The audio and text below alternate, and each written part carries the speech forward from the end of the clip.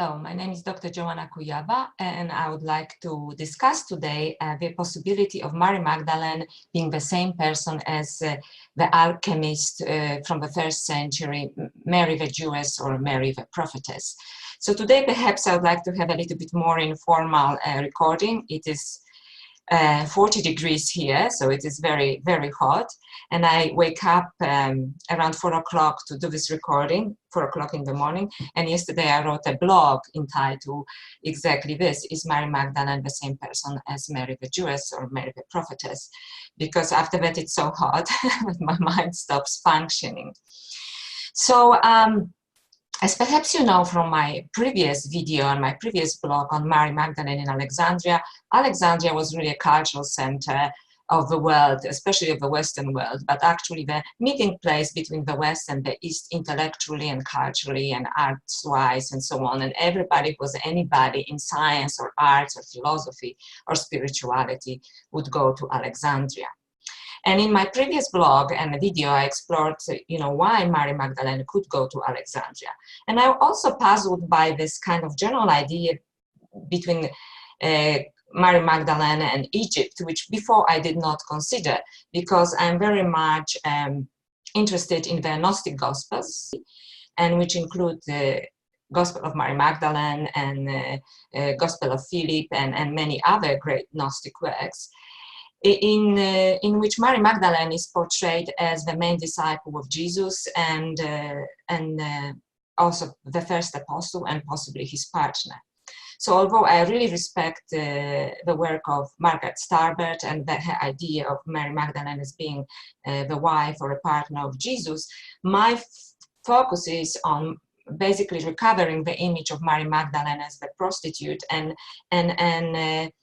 on establishing her as not only the first disciple of Jesus, but as a woman of great intellect and spiritual insight herself. So although I was kind of reluctant to look into Egypt, prompted by requests from the readers of my blog, the Goddess News blog, which I encourage you to check out this, Egyptian connection. So I wrote 2 blogs about it.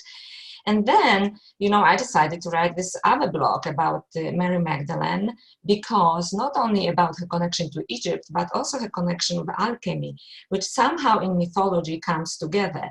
And although mythology as such cannot be considered the truth or the fact, but usually some truth is hidden there. So before I proceed, I would like to also look into the reason why Mary Magdalene was considered a prostitute. So in 561, Pope Gregory made a scriptural mistake. I explain it in other videos, which are, you can check on my channel, so I'm not going to go into this. But I think that apart from general reluctance in Christianity to accept Mary Magdalene as the powerful divine feminine, is also a certain confusion. So, for example, there was a prostitute who converted to Christianity, but it wasn't until late 4th, early 5th century. Her name was Mary of Egypt. She indeed was a prostitute, and she converted to Christianity, and she went to Palestine and, converted to Christianity and lived as a kind of penitent hermit and a saint on the desert there. So I think that might be some actual confusion there about Mary of Egypt, who lived, 400 years later after Mary Magdalene, and who was a prostitute, and somehow her story and the story of Magdalene got confused, But I'm also kind of suspicious when this kind of confusion happens with respect to the powerful divine feminine, because it's quite interesting, I think, don't you think, that it's always the negative image that sticks to the powerful feminine presence in spirituality, especially in Western spirituality. So Mary of Egypt apart, which, she did exist, but only 400 years after Mary Magdalene, and she was a prostitute, but it has nothing to do with Mary Magdalene, who I do not believe was ever a prostitute. There's no scriptural evidence for that, and please check my other videos for this. So I decided to explore this possibility of Mary Magdalene as a well-known alchemist, because interestingly enough, there was a famous alchemist, she's even called the mother of alchemy, whose name was Mary also, or Miriam, which is the name of Mary Magdalene as well, who lived, according to some sources, between 1st and 3rd centuries, and to others exactly in the 1st century in Alexandria. And she is the discoverer of all kinds of alchemical instruments. I will not go into it because I'm not interested in the alchemy as the way of transmuting base metals into gold.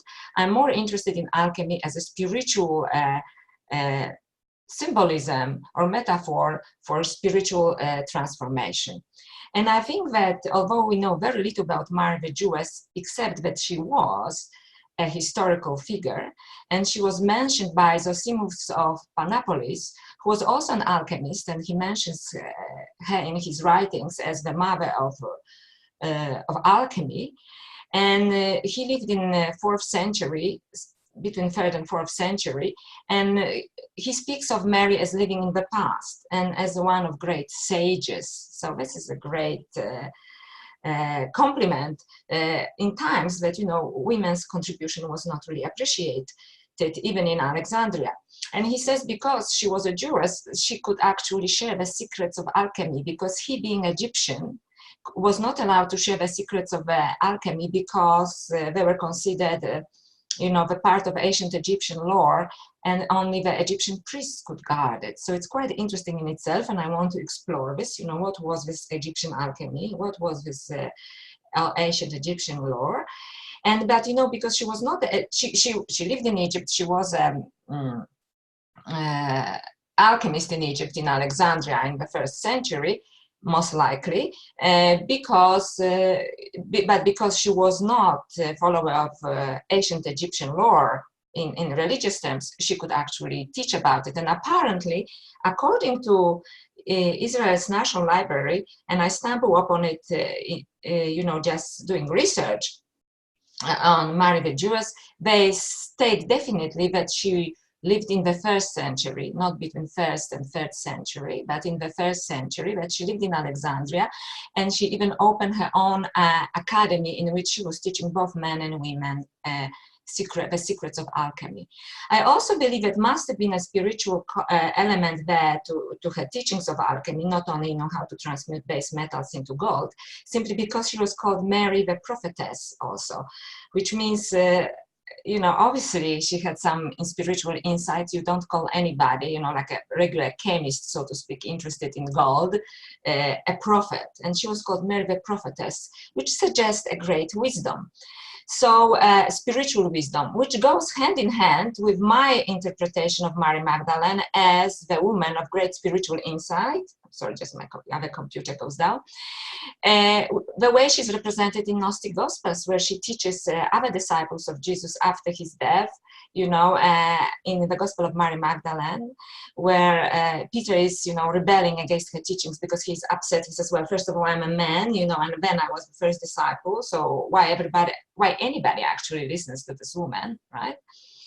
So in my opinion, there is a strong correlation between Mary the Jewess, or Mary the Prophetess, and Mary Magdalene. Of course, much closer than, you know, the imagined, completely fabricated connection between Mary Magdalene and Mary of Egypt, who lived 400 years after Mary Magdalene.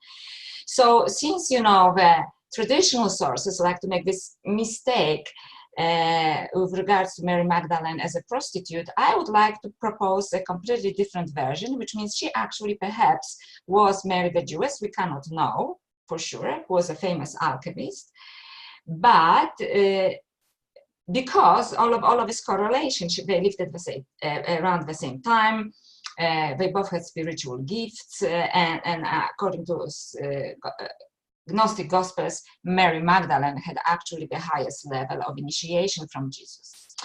So please check out my other videos and perhaps read this blog, because it's very exciting, you know, and I would like to really know your opinion, what you think about it. So I wish you all the best and see you soon again. Thank you.